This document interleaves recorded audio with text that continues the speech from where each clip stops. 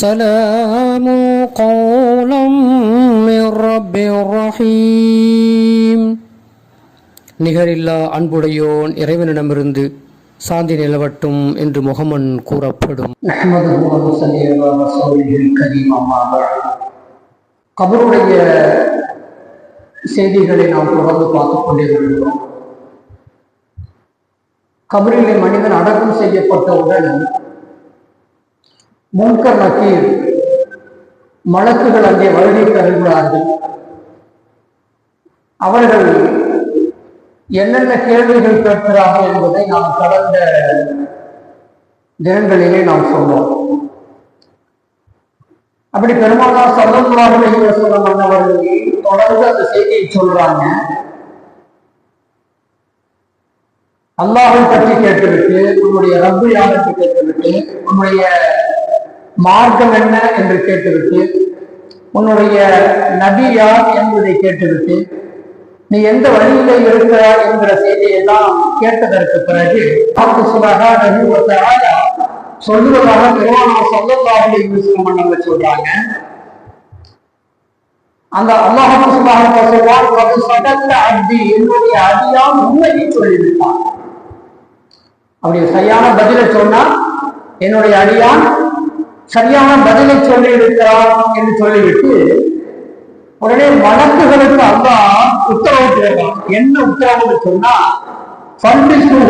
ஜன்னா, சொர்க்கத்தில் இருந்தவர்களுக்கு ஆடையை எடுத்து வாருங்கள், உடுத்துகின்ற உடையை நீங்கள் எடுத்து வாருங்கள். யாருக்குங்க? முஃமினாக இருந்து கேட்ட கேள்விகளுக்கு கபரிலே பதில் சொன்னார்கள். அந்த மூமின்களுக்கு அல்லாஹ் சொல்றான், மலக்குகள்கிட்ட உத்தரவு போடுறாங்க, சொர்க்கத்திலிருந்து இவர்களுக்கு ஆடையை எடுத்து வாருங்கள்.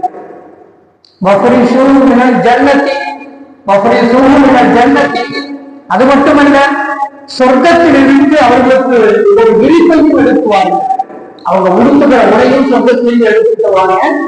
அவங்க இந்த கபர்ல படுத்திருக்கிறதுக்காக வேண்டி, என்னால கபர்ல தான் இருக்கணும், கியாமத் நாள் வரை கபரில் இருக்க வேண்டும் அல்லவா, அதற்காக வேண்டி இவர்கள் இங்கே உறங்குவதற்காக வேண்டி, அவர்கள் சாய்ந்து உறங்குவதற்காக வேண்டி கபரில் இருந்து ஒரு விரிப்பை எடுத்துவார்கள் என்று மலக்குகளுக்கு அல்லாஹ் உத்தரவு கொடுத்திருக்கிறார்.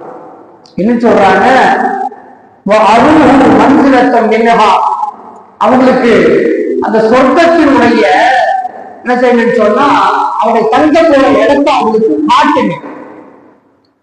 உடையை கொண்டு வந்து கொடுங்க, விருப்ப கொண்டு வந்து கொடுங்க, அவங்களுக்கு எல்லாம் கொடுத்துட்டு சொர்க்கத்துல அவங்க எங்க நீங்க தங்க போறீங்க அப்படிங்கிற இடத்தை என்ன செய்யுங்கன்னு சொன்னா, அந்த கபரில் இருக்கக்கூடிய அந்த அடியாருக்கு காட்டுங்கள் என்று சொல்லி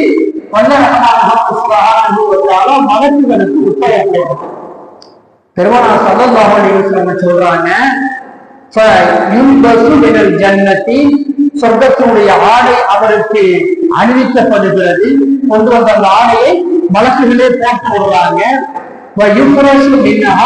அந்த கபரிலே சொர்க்கத்திலிருந்து எடுத்து வந்த அந்த விரிப்பை அவர்களே விரிக்கிறார்கள்.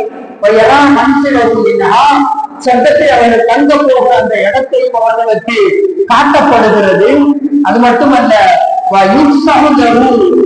முது பசரி, அவருடைய பார்வை எவ்வளவு தூரத்துக்கு செல்லுமோ, கபர்ல இருக்காரு பாருங்க, அவருடைய பார்வை எவ்வளவு தூரத்துக்கு செல்லுமோ, முதல் வானம் வரை போகிறது. அதையும் தாண்டி சூரியனை பார்க்க முடிகிறது.